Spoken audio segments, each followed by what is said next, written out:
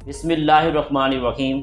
अस्सलाम वालेकुम पाकिस्तान। नाजरीन, आप देख रहे हैं आवाज़ बहावलपुर न्यूज़ चैनल और मैं हूं आपका मेज़बान अहमद महमूद। नाजरीन, जैसा कि आप सब जानते हैं कि हम आप लोगों के लिए आज की शख्सियत प्रोग्राम लेकर आया करते हैं। आज मैं आपको जिस शख्सियत का तारुफ़ करवाने जा रहा हूं, आप किसी तारुफ़ के मोहताज नहीं हैं।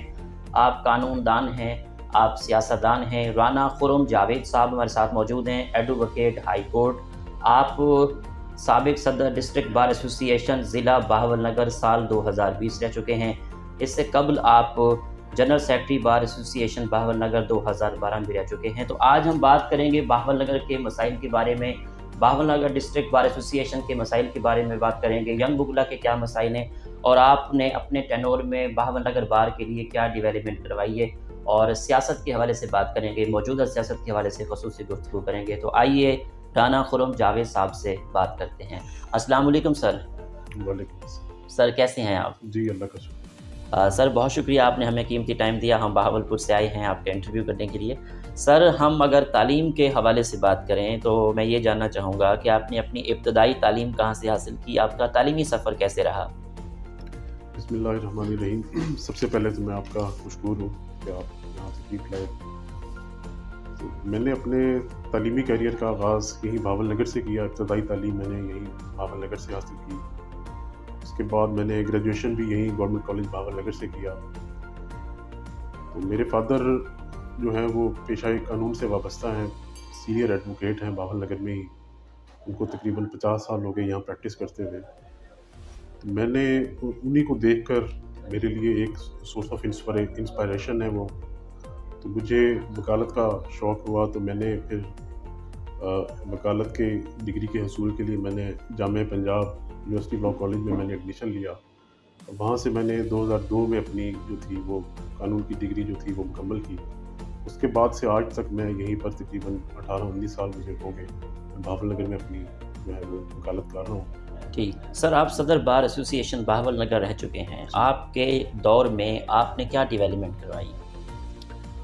अल्हम्दुलिल्लाह, मैं जब मुंतखब हुआ 2020 में, यहाँ मुझे दोस्तों ने मुझे डिस्ट्रिक्ट बार एसोसिएशन बहावलनगर का जब सदर मुंतखब किया, तो बहुत से लोगों की जो थी वो क्या कहना चाहिए कि बड़ी उम्मीदें थी, हमसे वाबस्ता थी।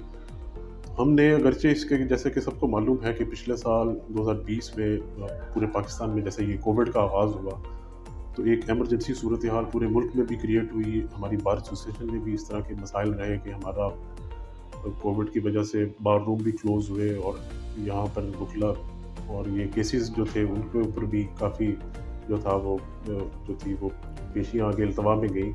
लेकिन इसके बावजूद हमने बुखला की वेलफेयर्स के लिए जो था वो अपने सेक्रेटरी साहब से मिलकर और अपनी काबीना से मिलकर हमने भरपूर कोशिश की कि हम मैक्सिमम जितनी भी डेवलपमेंट्स कर सकते हैं। ख़ास तौर पे बहावलनगर में जो बुखला की लॉयर्स कॉलोनी है, उस हवाले से हमने एक मुस्तकिल तौर पर एक कमेटी जो थी वो हमने मुंतखब की, उसको नामज़द किया।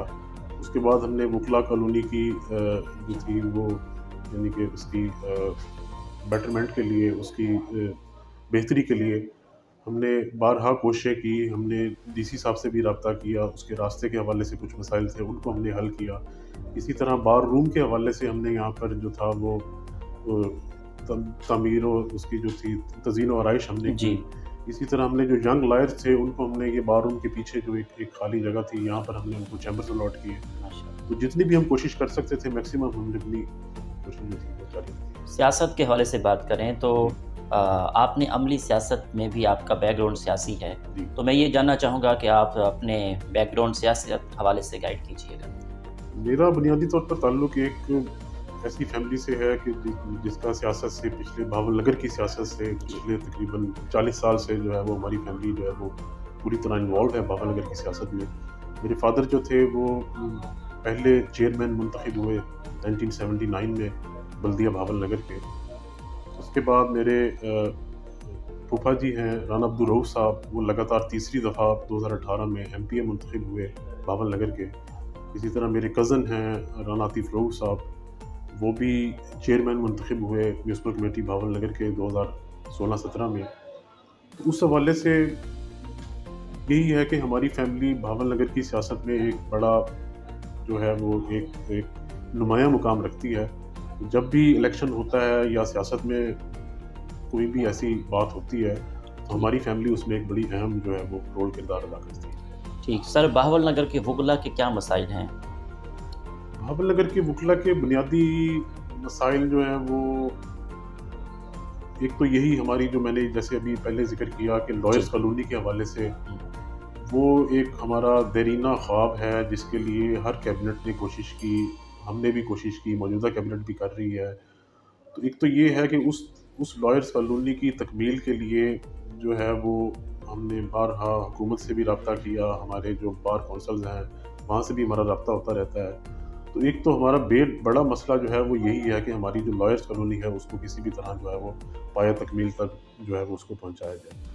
اس کے علاوہ یہاں پر بار کے حوالے سے کچھ ہیں کہ کچھ سہولیات کا فقدان ہے یہاں پر، کہ جیسے ابھی موجودہ دور میں ہم کوشش کر رہے ہیں کہ اپنے بار روم کو ہم اپنی اس کی جو ہے وہ چھت جیسے ریپیئر ہو رہی ہے. اسی طرح وکلا کی جو ینگ لائرز ہیں ان کے کچھ مسائل ہیں کہ ان کو جب اپرنٹسشپ وہ کرتے ہیں تو ان کو اس وقت کچھ مسائل ہوتے ہیں سیکھنے کے حوالے سے کہ ایسے لیکچرز بار کونسل کی طرف سے ارینج کیے جائیں کہ جس کی وجہ سے ان کو جو ہے وہ سمجھنے میں، ان کو سیکھنے میں کچھ آسانی ہو. یہ بنیادی مسائل ہیں. اس کے علاوہ بات نہیں. سر بہاول نگر کے کیا مسائل ہیں جو آپ چاہتے ہیں حل ہونے چاہیے؟ بہاول نگر شہر کے حوالے سے ایک دیرینہ مسائل جو ہمارے ہیں وہ بیسیکلی ہیں، ایک تو بنیادی مسائل ہیں جو ہر بندے کا ایک رائٹ بھی ہوتا ہے بنیادی، صحت و صفائی کے حوالے سے. یہ تو بنیادی مسائل ہیں جو کسی بھی معاشرے کی، کسی بھی شہر کی، اس کے لیے یہ ہر بندے کا رائٹ ہوتا ہے کہ اس کو حکومت کی جانب سے بنیادی صحت کی سہولیات اور صفائی کی سہولیات جو ہے وہ اس کے ڈور سٹیپ پر اس کو جو ہے میسر کی جائے. ایک تو یہ بڑا مسئلہ ہے. اگرچہ یہ کہ یہاں پر ڈسٹرکٹ ہیڈ کوارٹر ہاسپٹل ہے اور اس کو ایکسٹینڈ بھی کیا گیا پچھلے کچھ دور میں، لیکن اب یہ پچھلے کچھ سالوں سے یہ دیکھا گیا ہے کہ اس میں اس کے معیار میں، اس کی صفائی ستھرائی میں، اس کی سہولیات میں وہ پہلے سے زیادہ اضافہ کے بجائے کمی آئی ہے. دوسرا جو بڑا شہر کا اندرونی جو مسئلہ ہے وہ ہے تجاوزات کے حوالے سے. کہ ہمارا شہر جو ہے وہ ایک بڑا پرانا شہر ہے. غالباً جب پاکستان بنا تھا تو اس کے بعد اس کو 1952 میں شاید اس کو ضلع کا درجہ ملا، لیکن آج تک بہاول نگر میں جو ایک ڈسٹرکٹ لیول پہ جیسے ایک جو سہولیات ہوتی ہیں اس کی سڑکوں کے حوالے سے آپ دیکھ لیں یا اور کوئی ایسی سہولیات جو ایک ڈسٹرکٹ لیول پہ جو ہونی چاہیے، ان چیزوں کی کمی ہے یہاں پر. کہ پارکس جو ہیں وہ پراپر مینٹین نہیں ہے، کوئی نیا ایسا پارک نہیں ہے پبلک کے لیے کہ جہاں پر بچے یا پبلک جو ہے تفریح کے لیے جا سکیں.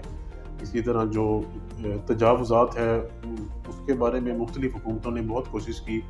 ابھی بھی ایک ڈرائیو چلی پچھلے 6 ماہ پہلے، لیکن یہ کہ وہ ابھی تک کوئی ثمرات جو ہے وہ سامنے نہیں آئے. تو یہ بنیادی مسائل ہیں تجاوزات کے حوالے سے، صحت و صفائی کے حوالے سے. سر پاکستان کی سیاسی صورتحال پر آپ کا کیا تبصرہ ہے؟ پاکستان کی سیاسی صورتحال اس وقت، میں خود کیونکہ ایک ایسی کمیونٹی سے بھی تعلق رکھتا ہوں اور ذاتی بھی میرا یہی خیال ہے کہ اس وقت آزادی اظہار رائے پہ جس طرح سے حکومت نے پابندیاں لگائی ہوئی ہیں، یا اسی طرح سیاسی سرگرمیوں کے حوالے سے جس طرح سے اپوزیشن کو ایک بالکل دیوار کے ساتھ لگانے کی کوشش کی جا رہی ہے، تو اس پہ کافی ساری تحفظات ہیں کہ اس طرح سے جو ہے نا وہ کہ کیسز بنا کر ان کے خلاف، اپوزیشن کے خلاف ان کو بالکل دیوار سے لگا کر اور پھر یہ کہ اپنی من مانی کر کے ایسی پالیسیز بنائی جائیں کہ جو ہے وہ جس کا کوئی عوام کو کوئی فائدہ نہ ہو. مہنگائی کے حوالے سے دیکھ لیں کہ مہنگائی اتنی ہو رہی ہے، لیکن اس کے باوجود جو ہے وہ اپوزیشن کو پھر ایک دفعہ دیوار کے ساتھ لگا کے ایک ہی پالیسی جو ہے وہ نافذ کرنے کی کوشش کی جا رہی ہے. اس حوالے سے ہم یہ سمجھتے ہیں کہ ابھی آزادی اظہار رائے پر بھی جو ہے وہ کوشش کی جا رہی ہے کہ ایسے قانون بنائے جائیں کہ جی کوئی بندہ اپنے رائٹس کے لیے بول نہ سکے. تو اس بارے میں ہمارے ایک تحفظات ہیں کہ اس کو ذرا اوپن ہونا چاہیے، ہر بندے کو رائٹ ہونا چاہیے کہ وہ اپنے آپ کو ایکسپریس کر سکے. تو جمہوری جو الیکشنز ہوتے ہیں اس کے اندر بھی کافی ساری شکایات ہمیں نظر آتی ہیں، پریشر بھی نظر آتے ہیں. کچھ ایسی خفیہ ہاتھ ہیں پاکستان میں جو الیکشن پر اثر انداز ہوتے ہیں، تو اس کو ذرا فری اینڈ فیئر ہونا چاہیے. یہ چیزیں ہیں. سر صوبہ بہاولپور کے حوالے سے آپ کا کیا پوائنٹ آف ویو ہے؟ اس میں ہمارا ایک نکاتی ہمارا ہے، شروع سے ہی ہمارا ایجنڈا بھی یہی رہا ہے، ہمارا مطالبہ بھی یہی رہا ہے کہ صوبہ بہاولپور جو ہے وہ جیسے ایک بہاولپور اسٹیٹ ہوتی تھی اس کو اصل حیثیت میں بحال ہونا چاہیے. کہ جب بھی یہ بات سامنے آتی ہے یا یہ سوال سامنے آتا ہے ڈسٹرکٹ بار لیول پہ بھی، جب مجھے یاد ہے کہ جب 2012 میں سیکرٹری بھی تھا اس وقت بھی یہ تحریک جو تھی وہ عروج پر تھی تو ہم نے بھرپور حصہ لیا تھا. تو اب بھی جب بھی یہ گائے بگائے یہ چیز سامنے آتی ہے تو ہم بہاولپور اسٹیٹ کا حصہ رہا ہے، بہاول نگر آج بھی ہے، اور ہمارا مطالبہ گورنمنٹ سے یہی ہے کہ یہ صوبہ بہاولپور جو ہے وہ اسی حیثیت میں بحال ہونا چاہیے جیسے یہ اسٹیٹ آف بہاولپور تھی. سر، بہاول نگر کے سیاستدان بہاول نگر کی ڈیولپمنٹ کے حوالے سے کیا کردار ادا کر رہے ہیں؟ بہاول نگر کے سیاستدان کوشش اپنی پوری کر رہے ہیں. پہلے بھی کوشش ہوتی رہی ہے، پہلے یہ بھی تھا کہ کچھ ذرا زیادہ ہوتی رہی، کوشش اب بھی ہو رہی ہے. ہمیں پازیٹیو رخ دیکھنا چاہیے، ہمیں منفی وہ نہیں دیکھنا چاہیے کہ کیا اپوزیشن یا کیا گورنمنٹ. کوشش پوری ہے، لیکن شاید بہاول نگر کا ایک تھوڑا سا یہ ضرور رہا ہے کہ بہاول نگر پہلے بھی کچھ ایسے مسائل تھے کہ جنوبی پنجاب کے بھی اندر آتا تھا، لیکن جنوبی پنجاب کے بھی ایک آخری حصے میں بہاول نگر کو گنا جاتا تھا. تو ابھی بھی کچھ ایسے مسائل ہیں کہ بہاول نگر جو ہے وہ کیونکہ ایک ذرا سائٹ پہ کر کے ایک ضلع ہے پاکستان کا یا پنجاب کا، تو اس حوالے سے بہرحال کوششیں تو جاری ہیں ان کی کہ جتنی بھی تعمیر و ترقی کر سکیں، لیکن پھر بھی ابھی کافی گنجائش ہے بہتری کی بہاول نگر کی تعمیر و ترقی. سر، ایک آج کل ڈبیٹ چل رہی ہے کہ جو سینئر جج نہیں ہیں ان کو سپریم کورٹ کا جج بنایا جا رہا ہے. اس بارے میں آپ کا کیا پوائنٹ آف ویو ہے؟ اس بارے میں بھی ہمارا بالکل وہی ہمارا پوائنٹ آف ویو ہے جو ہماری جو بار ایسوسیشنز کا ہے یا ہماری بار کونسلز کا ہے، یا جیسے ابھی پچھلے دنوں سپریم کورٹ بار ایسوسیشن کی کال پر ایک احتجاجی جو تھا وہ جلسہ بھی ہوا 9 ستمبر کو غالباً وہاں اسلام آباد میں. ہمارا یہی ہے کہ بنیادی ایک اصول طے شدہ ہے کہ سینیورٹی کو مد نظر رکھ کر جو ہے وہ ان کی جو ہے وہ پروموشن جو ہے وہ ہائی کورٹ کے ججز کی ایلیویشن جو ہے وہ ہونی چاہیے سپریم کورٹ کے اندر. تو وہ ایک جب اصول طے شدہ ہے تو پھر اس کے بعد کوئی ایسی بات رہ نہیں جاتی کہ اس اصول کو توڑا جائے اور ایسے جونیئر ججز کو اوپر لا کر ایلیویٹ کر کے سپریم کورٹ میں. اس کے اندر ہمارا بالکل واضح اور اسٹریٹ فارورڈ جو ہے نا وہ یہی بیانیہ ہے ہماری بار ایسوسیشن کا اور میرا ذاتی طور پر بھی بطور وکیل، کہ مخصوص آپ کہہ لیں کہ کچھ ایسے عناصر ہیں پاکستان میں یا اسٹیبلشمنٹ کہہ لیں آپ کہ جو ایسے چاہتے ہیں کہ ایسے ججز کو ایلیویٹ کر کے سپریم کورٹ کے اندر پھر اپنی من مانی کے فیصلے کروائے جائیں. تو ہم یہ بالکل جو ہے وہ پہلے بھی ہم نے قبول نہیں کیا، آئندہ بھی ہم قبول نہیں کریں گے. تو سینیورٹی کے اوپر جو آئیں جو ایلیویٹ ہوں وہ موسٹ ویلکم. ٹھیک. سر، سپریم کورٹ بار ایسوسی ایشن کا الیکشن میں آپ کس کی سپورٹ کر رہے ہیں؟ اس میں ہماری ہمدردیاں ہیں، بالکل ظاہری بات ہے. ایک بندے کی جب الیکشن ہوتا ہے تو کسی نہ کسی طرف ہمدردی ہوتی ہے. تو ہماری ہمدردیاں جو ہیں وہ لطیف کھوسہ صاحب کے ساتھ ہیں، سپریم کورٹ بار کی صدارت کے لیے وہ الیکشن لڑ رہے ہیں. تو میں ذاتی طور پر دعا گو ہوں کہ اللہ تعالیٰ ان کو کامیاب کرے. سر، عدالتیں عوام کو بنیادی حقوق دلوانے کے لیے کیا کردار ادا کر رہی ہیں؟ ہمارے آئین کے اندر جو ہے وہ فنڈامنٹل رائٹس کی ایک بڑی واضح جو ہے ان کے بارے میں تحریر ہے کہ فنڈامنٹل رائٹس جو ہیں وہ بیسک رائٹس جو ہیں وہ کسی بھی انسان کے جو پاکستان کا شہری ہے اگر وہ متاثر ہوتے ہیں تو وہ ہائی کورٹ سے رجوع کر سکتا ہے. ایون کہ سپریم کورٹ کے اندر بھی ہے ایسا کہ وہاں بھی وہ جو ہے وہ اس کے بھی دائرہ اختیار میں آتا ہے. لیکن یہ دیکھا یہ گیا ہے کہ جو جس طرح سے جس بیکورڈ علاقے سے ہم تعلق رکھتے ہیں، میں اس کی مثال دیتا ہوں، یہاں پر اگر کسی بندے کا کوئی ایسا فنڈامنٹل رائٹ متاثر ہوتا ہے، اس کو اگرچہ یہ کہ ہمارا قانون یا ہمارا آئین پرووائڈ تو کرتا ہے کہ وہ ہائی کورٹ سے رجوع کر لے یا اس طرح کچھ، لیکن یہ کہ میں یہ سمجھتا ہوں کہ قانون میں ایسی ترامیم کی ضرورت ہے کہ یہ جو رائٹ ہے یا اس کی جو داد رسی ہے وہ کم از کم ڈسٹرکٹ لیول پہ آئے.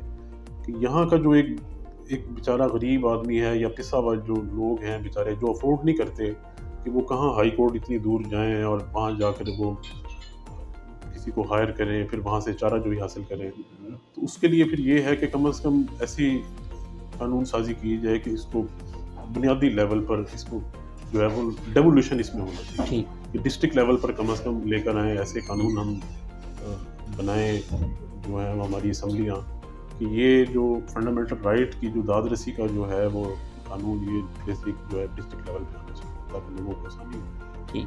سر، عدالتوں میں کیس سست روی کا شکار ہو جاتے ہیں، اس کی کیا خاص وجہ ہے؟ اس میں بھی جو پچھلے تقریباً میں آپ کو کہہ سکتا ہوں کہ 8-10 سال سے ہم نے مختلف دیکھا کہ ہم یہاں بہاول نگر میں آپ کو مثال کے طور پر سمجھاتا ہوں کہ بہاول نگر میں ہم یہاں پریکٹس کرتے ہیں سول کی بھی، اسی طرح فوجداری کی بھی. تو وقتاً فوقتاً جو چیف جسٹس پنجاب ہیں وہاں سے ڈائریکشنز پالیسیز آتی رہی ہیں. ایک سال پالیسی آئی کہ جی ایک مخصوص کیسز ہیں جن کو آپ نے جی اتنی لمٹ کے اندر یا اتنے ٹائم فریم کے اندر آپ نے ختم کرنا ہے.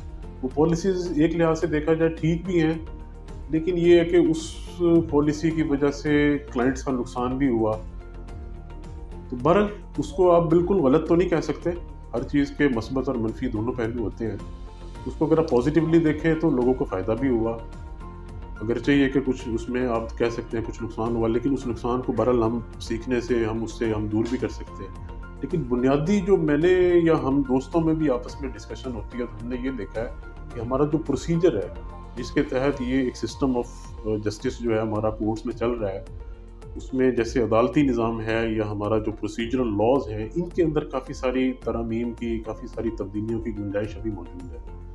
تو یہ ہمیں بھی چاہیے بطور وکیل ہم اپنی آواز جو ہے وہ اپنے اعلیٰ فورمز تک پہنچائیں، پھر اسی طرح ہمارے اعلیٰ فورم اس پہ ڈیبیٹ کر کے آگے حکومت تک پہنچائیں، اسمبلیوں کے اندر ایسے قوانین بنے کہ ان کے پروسیجر کے اندر ایسی تبدیلیاں ہوں. اس میں ایک میں سمجھتا ہوں کہ جی کافی گنجائش ہے کہ پروسیجر کے اندر اگر تبدیلیاں کی جائیں تو اس سے کافی تیز رفتاری کیسز کے اندر آ سکتی ہے. دوسرا ایک ایجوکیشن بھی ہے. یہ بھی دیکھا ہے کہ جیسے میں اپنے علاقے کی مثال دیتا ہوں کہ یہاں جہالت بھی ہے، کافی جہالت ہے، ایجوکیشن کی ریشو اتنی زیادہ نہیں ہے. تو وہ جہالت بھی ایک بنیادی وجہ ہے کہ لوگ پھر ظاہری بات ہے وہ پھر لڑائی جھگڑے کی طرف، جو جاہل بندہ ہوگا وہ گفتگو تو نہیں کرے گا، وہ لڑائی جھگڑا کرے گا. اگر اس جہالت کو بھی دور کیا جائے، ایجوکیشن کو بہتر کیا جائے تو اس سے بھی لوگوں کی سوچ تبدیل ہوتی ہے، لوگوں میں مثبت چیز آتی ہے، تو لوگ پھر غیر ضروری لیٹیگیشن سے پرہیز کرتے ہیں. یہ 2-3 چیزیں ہیں.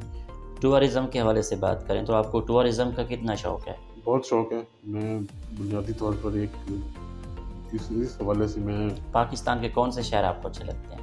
پاکستان میں ظاہری بات ہے سب سے پہلی بات تو وہی آتی ہے ناردرن ایریاز کی. ناردرن ایریاز جو ہیں وہ پاکستان کی بالکل ایسے ہیں کہ جیسے جنت ہوتی ہے. تو جب بھی موقع ملتا ہے تو دوستوں کے ساتھ ضرور میں وہاں نہ صحیح، وہاں تو پھر ایک ٹائم نکال کے جانا پڑتا ہے، لیکن جہاں بھی ہم رہتے ہیں تو پھر بھی ہم کوشش کرتے ہیں کہ کم از کم دوستوں کے ساتھ کہیں نہ کہیں باہر نکلا جائے، وہ اپنے علاقے کو، اپنے ملک کو، شمالی علاقوں کو دیکھا جائے. ٹھیک ہے سر، پروگرام کے آخر میں اپنے دوستوں کو، وکلا برادری کو آپ کیا پیغام دیں گے؟ دوستوں کو اور وکلا برادری کو یہی پیغام ہے کہ جی محنت کریں اور پازیٹیو سوچیں. ہمارے معاشرے میں نیگیٹیوٹی بہت زیادہ ہے. ابھی بھی ہم دیکھتے ہیں سوشل میڈیا کے اوپر دیکھتے ہیں یا ٹی وی چینلز پہ بھی دیکھتے ہیں، تو ایون کہ آپس میں بھی جب ڈسکشنز ہوتی ہیں تو اکثر میں نے یہ نوٹ کیا کہ ہم اوور آل بحیثیت قوم یا بحیثیت مجموعی میں بات کر رہا ہوں جنرلی، کہ نیگیٹیوٹی کا عنصر بہت زیادہ ہے ہمارے اندر. تو ہمیں پازیٹیو دیکھنا چاہیے. کافی گنجائش موجود ہے بہتری کی. وہ بہتری ہم اپنے آپ سے اسٹارٹ کر سکتے ہیں. اگر میں خود ٹھیک ہوں گا تو پھر میں اپنے گھر کو بھی ٹھیک کر لوں گا، میرا گھر ٹھیک ہوگا میرا محلہ ٹھیک ہو جائے گا. اگر میرا محلہ ٹھیک ہوگا تو میں اپنا شہر، اپنا صوبہ، اپنا ملک، سارا کچھ ٹھیک ہو جائے گا. تو ہمیں بہتری کی ابتدا اپنے سے کرنے چاہیے، پازیٹیو. بہت شکریہ، آپ نے ہمیں قیمتی ٹائم دیا، آپ سے بات کر کے اچھا لگا. تھینک یو سو مچ. جی تو ناظرین، آپ نے آج کی شخصیت پروگرام سنا. اسی کے ساتھ احمد محمود کو اجازت دیجیے. ایک نئے پروگرام میں ملاقات ہوگی. اللہ حافظ. اللہ نگہبان. پاکستان زندہ باد.